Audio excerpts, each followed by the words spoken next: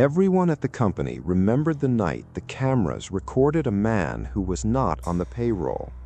The strange part was not that he appeared. The strange part was that he had been there every night for 8 years. No one noticed until a new guard took the shift. The facility was a county-owned road maintenance building in Arizona, located outside a small town where nothing happened after sunset. The building had been shut down for years, but was still monitored to prevent theft. The guard assigned that night was a quiet man in his early 30s. He worked night shifts because they paid more and asked fewer questions. His job was simple: sit in the control room, watch the cameras, write a report if something moved. There were 6 cameras in total: front gate, parking lot, equipment bay, storage hall, fuel tanks, back entrance. Nothing ever happened there until that night. At exactly 12:03 in the morning, camera 4 triggered a motion alert. The guard looked at the screen. The storage hall was empty. He leaned back in his chair and waited. The alert stopped. He wrote nothing in the log. 40 minutes later, the alert happened again. Same camera, same time pattern. The guard zoomed in. This time, a man was standing at the far end of the storage hall. He was wearing a reflective safety vest, orange with faded silver stripes, the kind road workers wear at night. The man did not move. The guard checked the visitor schedule. There were no workers assigned, no contractors, no inspections. The building was supposed to be empty. The guard spoke into the radio, even though no one else was on duty. "Security to maintenance, identify yourself." No response. The man disappeared from the screen, not by walking away. He was simply not there anymore. But the motion alert stayed active. At 12:41, camera 1 triggered, the front gate. The man was there now, standing close to the fence, facing directly into the camera. The guard zoomed in. The vest was dirty and torn. A name patch was stitched on the chest. It read, "Mark." The guard felt a slow pressure in his chest.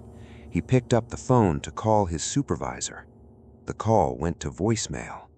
When he looked back at the monitor, the man was gone again. The radio turned on by itself. The volume rose slowly.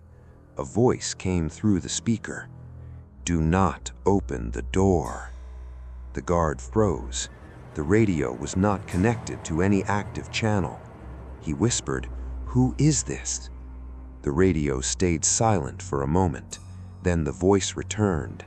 "He does not like being watched." Camera 3 activated. The equipment bay.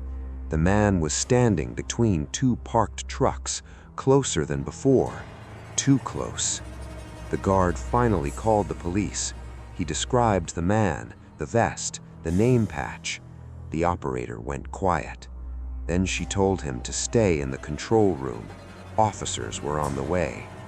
While waiting, the guard searched old files on the office computer, maintenance records, employee lists, incident reports.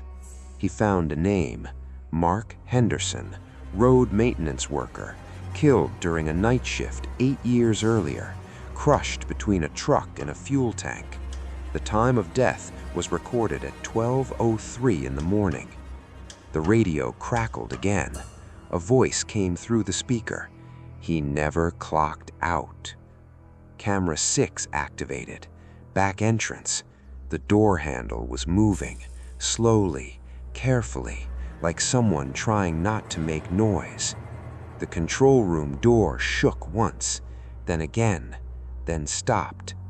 The guard stayed still. He did not breathe. At 1:26 in the morning, police cars pulled into the parking lot. The lights outside returned to full strength. Every camera showed empty rooms. No man, no vest, no footprints. Before leaving, one officer looked at the guard and asked a question.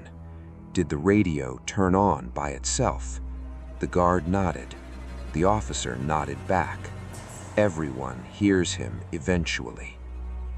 The guard never returned to that job. 2 weeks later, the county shut the building down permanently.